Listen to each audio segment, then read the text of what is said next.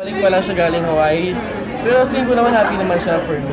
And we've developed a very close friendship talaga na hindi ko talaga inaasahan. Sobrang bait niya sa akin.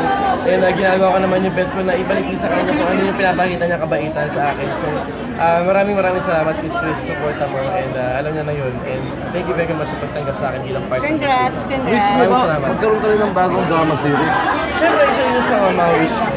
Pero ngayon kasi, parang gusto ko din muna na gumawa muna ako ng mark bilang host. Para kahit paano, di ba, magkaroon man ako ng teleserye, mayroon ako platform talaga na babalikan, which is yung hosting. Saka hindi po lahat ng mga artista nakakapag-venture from acting to reporting.